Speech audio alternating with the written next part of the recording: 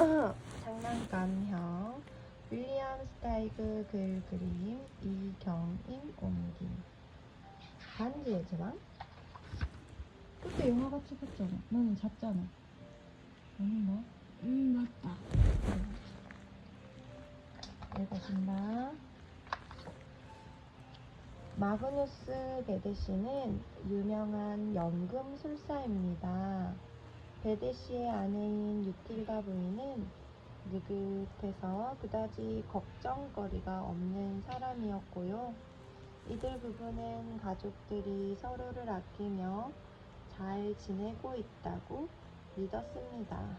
하지만 큰아들 요릭은 어린 동생 찰스를 달가워하지 않았어요.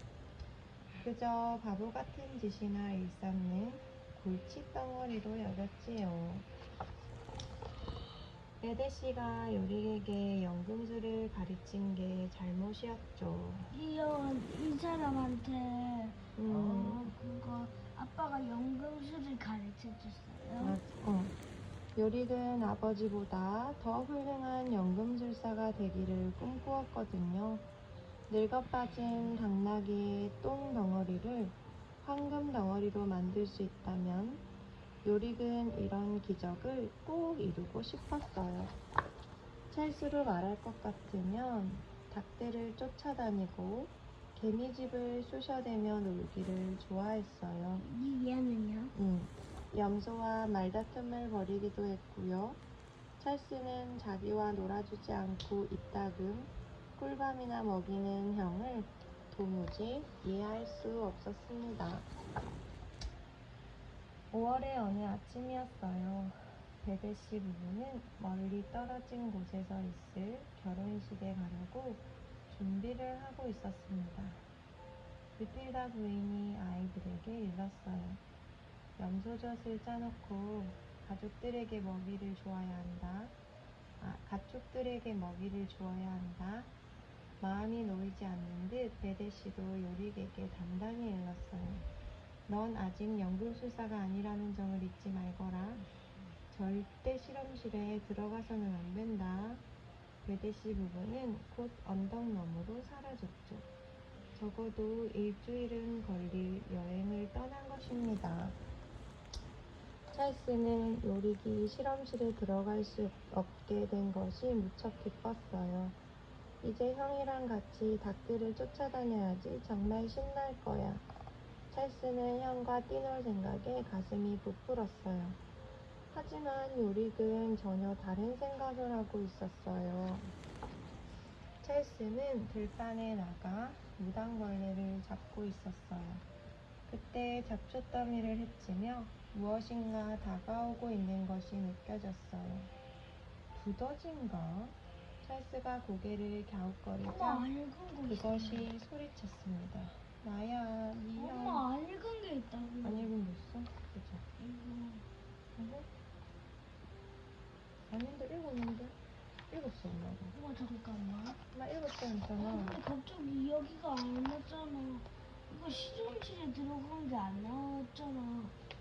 근데 그때 안 읽었어. 찢어진 것도 없어. 응? 들어봐봐 괜찮아. 두더진가?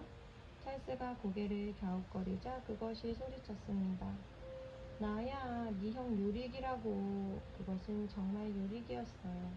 요릭이 자기 손가락에 난 흙만큼이나 작아진 거예요. 와, 형 도대체 어떻게 된 거야? 찰스는 너무 놀라 숨이 막혔어요. 내가 어떻게 보이니? 형, 설마 아버지 실험실에 몰래 들어간 건 아니겠지? 그래, 들어갔다 이 멍청아. 요릭이 소리치며 계속 말했어요. 난 새로운 약을 발명했어. 그런데 그 약을 맛본 순간 이렇게 바퀴벌레만해진 거야. 겨우겨우 문틈으로 빠져나와 여기까지 왔어. 찰스는 요릭을 집어들고 허둥지둥 부엌으로 달려갔습니다. 날 떨어뜨리면 안 돼, 이 멍청아. 요릭은 찰스의 엄지손가락에 매달려 바동거렸어요. 연습삼아 만든 약 한 방울을 마시고 소세지 한 토막만 지다니. 정말 꿈속에서나 벌어질 일이었지요. 요릭이 뾰루통해서 말했어요. 그만 좀 쳐다봐. 원래대로 돌아가지 않으면 아버지가 날 죽이실 거야. 네가 날 도와줘야 해. 찰스가 요릭을 달래며 말했어요. 알았어, 꼬맹이 형. 아버지가 돌아오시려면 아직 멀었다고. 어쨌든 그동안 형이 살 집부터 만들어야겠어. 찰스의 말에 요릭은 마음이 급해졌어요. 뭐? 실험실은 어떻게 하고? 그렇게 너무 고치지 마. 찰스는 흥얼흥얼 콧노래를 부르며 요릭의 집을 만들기 시작했습니다. 찰스는 이 일이 무척 마음에 들었어요. 드디어 요릭이 새로 만든 집의 창밖으로 머리를 쑥 내밀었습니다. 이런 멋진 일이 장난감처럼 작아진 형이 있는 장난감 집은 꼭 진짜처럼 보였거든요. 형아, 저녁 먹을 시간이야. 찰스는 빵 부스러기 3개와 치즈 한 숟가락을 내놓았습니다. 하지만 마음이 너무 들뜬 나머지 자기는 아무것도 먹을 수가 없었어요.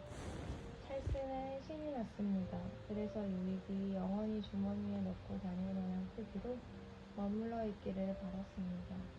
그래요. 그런 생각을 품는 것은 몹시 나쁜 일입니다.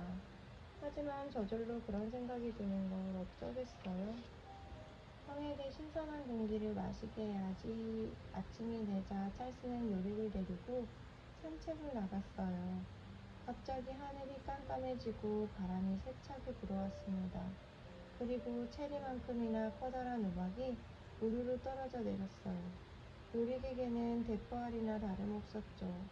요릭이 울부짖었어요. 살려줘. 비로소 찰스는 깨달았습니다. 장난감 만화형이 언제라도 위험에 빠질 수 있다는 것을요. 요릭은 당나귀에게 짓밟힐 수도 있고 실수로 엄마 발에 밟힐 수도 있어요. 우유통에 빠져 죽을 수도 있고 아무것도 모르는 고양이에게 잡아먹힐 수도 있습니다. 또 양파를 캐는 들쥐 때문에 다칠지도 모르잖아요. 찰스는 형이 제발 아무 탈 없기를 빌었어요. 형이 커져서 자기를 다시 아기처럼 다룬다 해도 좋았어요. 찰스는 요릭을 옷 속에 넣은 다음 서둘러 집으로 돌아왔습니다. 찰스가 요릭의 상처에 약을 발라주며 말했어요. 형을 다시 크게 만들어야겠어. 한번 해보자고. 이제는 요릭이 찰스에게 할 일을 주었습니다. 아버지는 어떤 약이든 그 성질을 누그러뜨릴 해독제가 있다고 하셨어. 내가 마신 약과 반대 성질의 해독제만 찾으면 돼. 찰스가 물었어요. 이 분홍색 약도 섞을까? 요릭이 고개를 저었어요. 안 돼. 내가 시키는 대로만 해. 이것저것 여러 가지를 섞은 후에 요릭이 원하는 해독제가 만들어졌어요.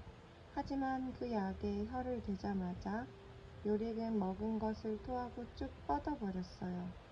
찰스가 보기에 요릭은 꼭 죽은 것 같았어요. 곧 요릭은 어리둥절해하며 깨어났습니다. 찰스야, 할 수 없구나. 아버지가 돌아오실 때까지 기다리는 게 낫겠어. 찰스는 형을 재미있게 해주려고 애썼어요. 엄마의 외출복 중에 가장 멋진 것을 염소에게 입히고 아버지의 보라색 가운을 돼지에게 억지로 끼워 입히기도 했죠. 재미난 일들에 마음을 뺏기면 아버지를 기다리는 지루한 시간이 후딱 지나갈 것 같았지요. 하지만 요릭은 즐거워하지 않았어요. 오직 원래의 모습대로 돌아갈 수 있기만 바랐죠. 어느 날 밤 요릭은 잠든 찰스를 흔들어 깨우며 불안한 듯 말했어요. 내가 다시 커지지 않으면 어떡하지? 찰스는 부드럽게 말했어요. 형, 아버지가 형을 원래대로 해주실 거야. 만약에 아버지도 어쩌실 수 없어서 형이 꼬맹이로 남게 된다면 그땐 내가 형을 평생 돌봐줄게. 내가 결혼한 후에 내 아내가 좋아하건 싫어하건 난 형을 꼭 보살펴 줄 거야. 그러니까 걱정하지 마. 새벽에 두 형제는 누군가 요리, 찰스 하고 친근하게 부르는 소리를 들었습니다. 요리과 찰스는 후다닥 침대에서 굴러나와 집 밖으로 뛰어나갔어요. 부모님이 돌아오신 거예요. 베드씨 부부는 마치 1년 만에 만나는 것처럼 찰스를 껴안고 여러 번 입을 맞추었습니다. 참, 요릭은 왜 안 보이니?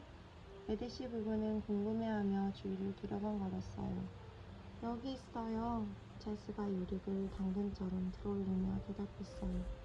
베데시 부부는 너무나 놀라 정신을 차릴 수 없었지요. 꼬맹이 요릭을 뚫어져라 들여다보다 다시 찰스를 바라보았고 의심쩍다는 듯 하늘을 올려다보다 서로의 얼굴을 한참 쳐다보았습니다. 마침내 유틸다 부인은 요릭을 들어올려 작은 머리에 입을 맞추고 가슴에 껴안았습니다. 그리고 흐느끼며 말했어요. 내 아가, 나의 조그만 꼬맹이. 베데시가 기가 막힌 듯 중얼거렸어요. 오 세상에, 도대체 어떻게 된 일이지? 요릭은 어리벙벙해진 부모님에게 자기가 저지른 부끄러운 일을 털어놓았어요. 베데시는 요릭을 즉시 실험실로 데려갔습니다. 네가 만든 약이 그대로 남아있니? 베데시가 묻자 요릭은 유리로 된 폴라리스트에 담긴 모든 약 성분들을 보여주었어요. 유리지치, 곽향초석전, 장뇌, 소금에 절인 양배추 같은 것들이 있었습니다. 걱정하지 말거라. 내가 곧 치료약을 만들어내마. 하지만 베데시가 만들어낸 약은 아무런 효과가 없었습니다. 요릭, 이게 정말 다냐? 잘 생각해봐라.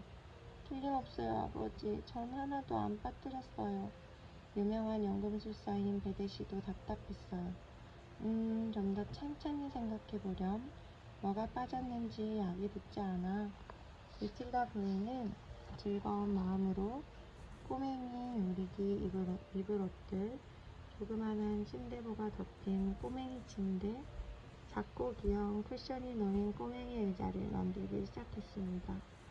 또 꼬맹이가 먹기 좋게 작은 푸딩 요리를 해주었고 맛있는 파이도 구워주었지요. 유틸다 부인은 아기가 되어버린 아들을 돌보느라 너무 바빴어요. 그래서 걱정할 틈도 없었지요. 마침내 베데시가 말했어요. 여보, 도저히 안 되겠어. 좋아요. 전 요릭이 꼬맹이로 남는다 해도 괜찮아요. 요릭은 건강하고 잘생겼고 용감해요. 게다가 점성술에 관한 훌륭한 지식도 갖고 있다고요. 찰스가 끼어들며 맞장구를 쳤어요. 그럼 저도 형이 마신 약을 마시게 해주세요. 우린 쌍둥이가 될 거예요. 멋진 생각이야. 나도 함께 마셔야겠다. 그런데 너희들에게 걸맞은 엄마가 되지 않겠니? 아마 아버지도 우리의 결심을 따르실 거야. 아내의 말에 베데시가 버럭 고함을 질렀습니다. 그러면 도대체 누가 우리 꼬맹이 가족을 돌본단 말이오? 베데시의 말에 모두들 입을 다물었습니다. 그날 저녁 식사 시간은 몹시 침울했습니다. 내 아들아, 네가 영원히 꼬맹이로 지내야 할 것이 두렵구나. 베데시는 슬픔에 잠겨 긴 한숨을 쉬었어요. 그러자 입에서 진한 생강 냄새가 풍겨 나왔습니다. 요릭이 외쳤어요. 생강, 생강. 그 끔찍한 약을 먹기 전에 생강을 먹었어요. 아하! 베데시가 기뻐서 소리쳤어요. 그래서 치료약이 듣지 않았던 거야. 생강을 누구나 뜨릴 것을 넣어야겠어. 정말 놀랍지 않아? 한 가지만 빠져도 약이 힘을 쓰지 못한다는 게 말이야. 이제 알겠어. 온 가족이 모두 실험실로 달려갔습니다. 그곳에서 정말 현명한 연금술사인 베데시는 요릭을 원래 모습으로 되돌리기 위해 만든 약에 치즈 한 조각을 넣었습니다. 치즈가 생강을 누러뜨릴 거라고 생각했거든요. 베데시가 치즈가 섞여진 약을 요릭에게 먹이면서 주문을 외웠어요. 오르크니스, 오르크니스, 크플레, 캐드플레, 캐비블레, 캐포플레, 캐블라플레, 카프돈. 모두 눈을 커다랗게 뜨고 서 있었어요. 베데시는 입술을 깨물었고 유틸다 부인은 손톱을 깨물었고 찰스는 팔꿈치를 깨물었습니다. 요릭은 치료약을 삼켰어요. 그리고 몸을 떨고 흔들더니 드디어 원래대로 쑥 커졌습니다. 가족들은 모두 한마음이 되어 뛸 듯이 기뻐했어요. 서로 껴안고 입맞추고 울고 웃고 노래하고 노래를 불렀습니다. 마치 미친 사람들처럼 들판을 마구 뛰어다녔고요. 요릭은 여전히 당나귀 똥을 황금으로 바꾸고야 말겠다는 꿈을 꾸었어요. 그리고 어린 찰스는 요릭을 닮은 장난감 인형을 만들게 키워나갔구나. 이제 두 형제는 진심으로 서로를 고맙게 생각했습니다. 단둘이 싸울 때는 빼고요. 하나님 아버지, 우리 은유리, 은찬이, 은솜이, 또 유민이, 또 준성이, 또 서우, 다민이, 다준이, 그뿐만 아니라 이 세상에 또 모든 아이들을 오늘 하루도 지켜주시고 함께하여 주셔서 참으로 감사합니다. 이제 단잠을 자려고 합니다. 이 밤에도 우리 아이들의 생명을 하나님이 지켜주시고 보호하여 주시옵소서. 하나님 아버지, 우리 아이들이 겪는 모든 고난 가운데 함께하여 주시고, 그 고난이 그냥 겉으로 보기에는 태보하는 것 같고 태행하는 것 같고 강한 것 같아 보이지만 하나님이 쓰시기 좋은 사람으로 만들어지는 과정임을 기억하게 하여 주시고, 우리 아이들이 슬프고 외로운 이들의 곁이 되고 고통받고 고독한 이들이 디딜 수 있는 땅으로 자라게 하여 주시옵소서. 예수님의 다시 오심을 간절히 기다립니다. 새하늘과 새 땅에서 이미 천국에 있는 모든 성도들과 함께 예배드리고 교제할 날을 갈망합니다. 어제보다 오늘, 오늘보다 내일 하나님을 더욱 사랑합니다. 예수님의 이름으로 기도합니다. 아멘.